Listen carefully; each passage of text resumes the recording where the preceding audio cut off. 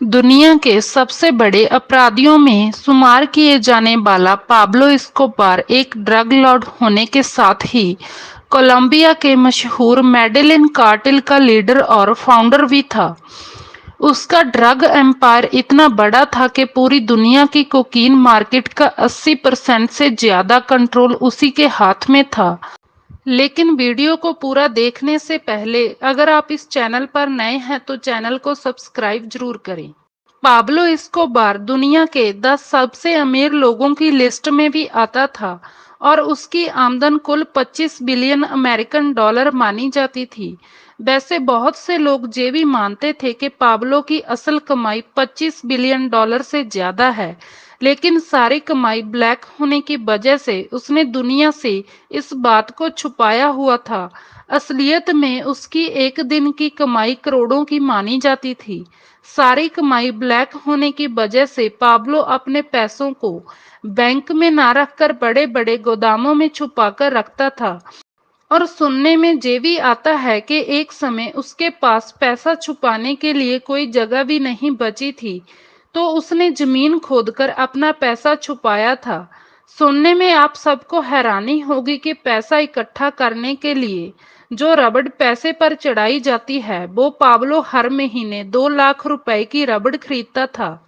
उसके भाई Roberto Escobar ने बताया था कि पाब्लो के पास इतना पैसा था कि उसका 10% हिस्सा चूहों के कुतरने से और नमी के कारण गलकर खत्म हो जाता था। अब बात करते हैं पाब्लो एस्कोबार के जन्म की। पाब्लो एस्कोबार का जन्म 1 दिसंबर 1949 को कोलंबिया के रियो निग्रो शहर में रहने वाले एक गरीब परिवार में हुआ था। पाब्लो के पिता एक गरीब किसान और मां स्कूल में एक अध्यापक थी। पाब्लो अपने 7 भाई बहनों में से तीसरे नंबर पर पैदा हुआ था।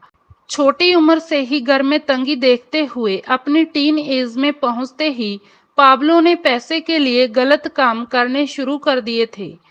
दरअसल पाब्लो के क्रिमिनल बनने में कुछ हद तक उसकी मां को भी जिम्मेदार माना जाता है, क्योंकि एक बार स्कूल में पाब्लो एग्जाम पेपर्स की चोरी करता पकड़ा गया था।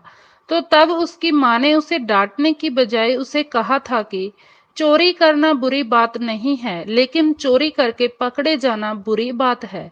और इसके बाद ही वो और गलत कामों में पड़ गया। अपनी लाइफ के शुरुआती साल रियो निग्रो शहर में बिताने के बाद पाब्लो मेडेलिन शहर में शिफ्ट हो गया और इसी शहर में उसने क्रिमिनल कैरियर की शुरुआत की।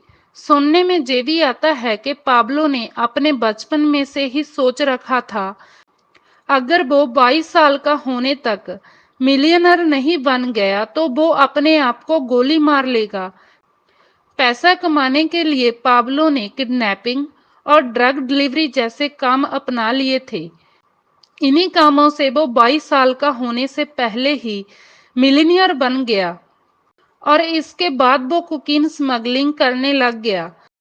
दरअसल पाब्लो ने सरकारी ऑफिसर्स के लिए अपने बिजनेस में एक रूल बनाया हुआ था। वो रूल था कि या तो पैसा लेकर रास्ते से हट जाओ या अपनी जान गंवाओ।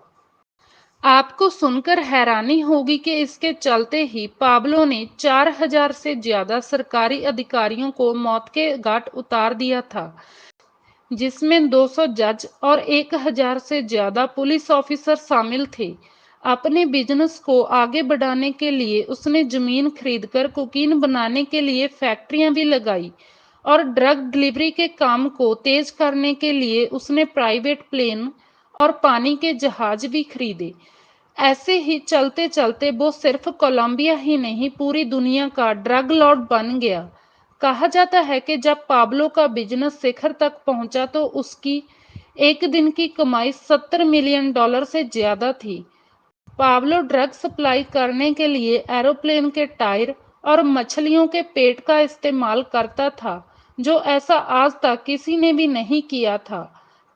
पाब्लो को पता था कि उसके ऐसे कामों की वजह से उसे एक दिन जेल जरूर जाना पड़ेगा। इसीलिए उसने सरकार को एक ऑफर किया कि अगर उसे सभी क्राइम में माफ कर दिया जाए तो वो उनका सारा विदेशी कर्जा खुद चुका देगा। लेकिन सरकार ने उसका ये ऑफर भी ठुकरा दिया। और इसके बाद उसने सरकार के आगे दूसरा प्रस्ताव रखा कि अगर उसे अपनी बनाई हुई जेल में रखा जाए तो वो अपनी गिरफ्तारी दे देगा।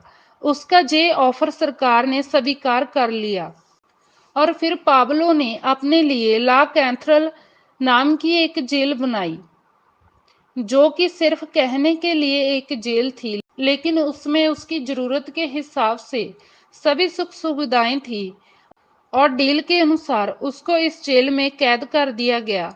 पाब्लो आराम से अपनी इस जेल में भी अपने ड्रग के बिजनेस को आगे चलाता रहा और जब ये बात अमेरिका की सरकार तक पहुंची तो अमेरिका की सरकार ने कोलंबिया की सरकार पर दबाव डाला कि वो पाब्लो के ऐसे कामों को बंद करवाए। कोलंबिया की सरकार ने पाब्लो से तंग आकर उसके चैप्टर को बंद करने की सोची। इस बात का पता चलते ही पाब्लो अपने साथियों के साथ जेल से फरार हो गया और आखिरकार 16 महीने लगातार खोज करने के बाद पाब्लो को 2 दिसंबर 1993 को पुलिस ने मार डाला। जब उस समय पाब्लो की मौत हुई तो तब उसकी उम्र केवल 44 साल की थी। सो इसके साथ ही अगर आपको वीडियो अच्छी लगी तो लाइक और कमेंट जरूर करें और चैनल को सब्सक्राइब भी जरूर करें।